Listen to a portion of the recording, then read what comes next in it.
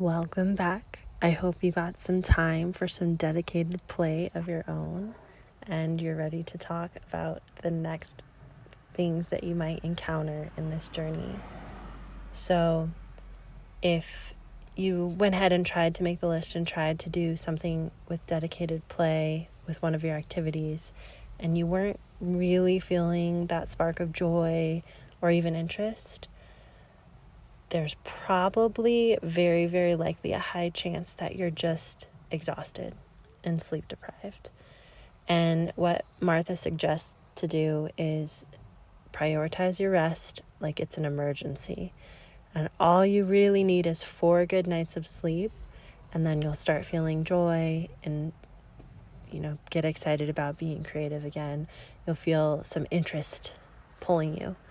And whatever it takes to get that rest, do what you need to do. Get some childcare, go see a doctor. It is so important. Even if it is a financial stretch to do those things, keep in mind that there's nothing more important than your mental health and your life. Moreover, being able to be creative in this way is probably going to help you financially later on. So say you've rested and you're starting to create and you're enjoying the creative play, but then your very logical left brain starts to sneak in and say things like, this isn't productive, this is dumb, you're wasting time, this won't pay the bills. If you've ever encountered this while trying to be creative, you're not alone. So one great technique to deal with these moments or this voice is to just give it a name. Name this part of your brain that comes up and tries to disrupt the cool things that you're doing. So my name backwards is Nell, so mine is just negative Nell, which is kind of silly, or neurotic Nell sometimes. And I just notice it and get back to the play. And the more you do this, you'll create new neural pathways for yourself to stay in this dedicated play, and the really, really blissful feelings will start coming through. Now, if you're professionally creative and you find that your mind goes to this place of, okay, what am I making this for? Will it be sellable? What am I going to do with this?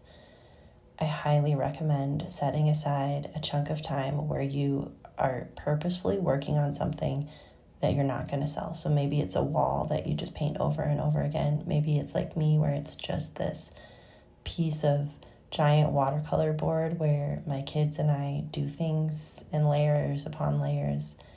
This allows your brain to kind of shift gears, and you'll be able to create the habit of staying again in that dedicated creative flow mindset where you're not worrying about the final outcome, and you will see this transfer to your other work. You'll be able to get into flow states easier. You'll still create wonderful things without worrying if they're going to sell or not.